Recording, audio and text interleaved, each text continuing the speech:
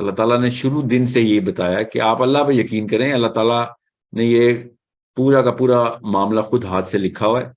ایک خاص پوائنٹ سے لے کے دوسرے پوائنٹ تک لے کے جانا ہے, جس کو ہم سمجھ سکیں تو سمجھ لیں, نہیں سمجھ آ رہی تو اللہ پہ چھوڑ دیں.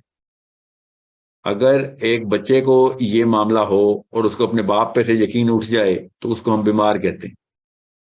اس کو سائیکالوجسٹ کے پاس لے کے جاتے ہیں, اس کو دوا دارو کی جاتی ہے اس کے ساتھ کہ بھائی کیا ہو گیا, کیوں ٹرسٹ, تمہارا باپ ہے, ماں ہے, انہوں نے تمہارے ساتھ جو کچھ بھی کیا ابھی تک, جتنے پل بڑھ گئے ہو, اس کے بعد تمہارا کس بیس کے اوپر ہے باپ یا ماں پہ یقین اٹھ رہا ہے. اس کو ٹرسٹ ڈیفیسٹ کہتے ہیں, اس کو ڈسنس بولتے ہیں, اس کو ہزاروں بیماریوں کی جڑ ہے. اس کے بعد ڈپریشن شروع ہو جاتی ہے, اس کو بیسکلی وہ سیلف ورتھ لوز کر جاتا ہے, سیلف اسٹیم فریکچر ہو جاتی ہے. یہ معاملہ ہمیں گھر میں سمجھ آ جاتا ہے, مگر ہمیں اللہ کے ساتھ یہ معاملہ سمجھ نہیں آ رہا, اسی لیے قرآن سمجھ نہیں آ رہا.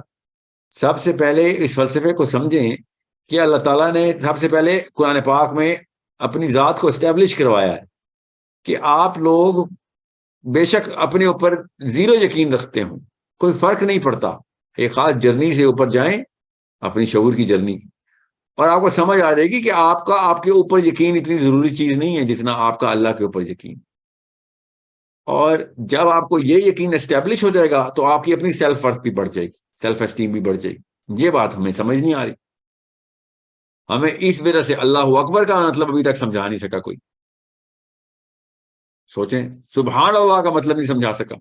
اللہ تعالیٰ پہلے دن سے بتا رہے ہیں کہ تم اپنی اوقات میں کچھ بھی نہیں ہو, تمہاری اوقات ہی تب بنتی ہے جب تم میرے ساتھ اٹیچ ہو جاتے ہو. ورنہ کر کے دیکھ لو جو کوئی کر سکتے ہو, دیکھو پھر کیا ہوتا ہے. زیادہ سے زیادہ کیا کرو گے, ظلم ہی کرو گے.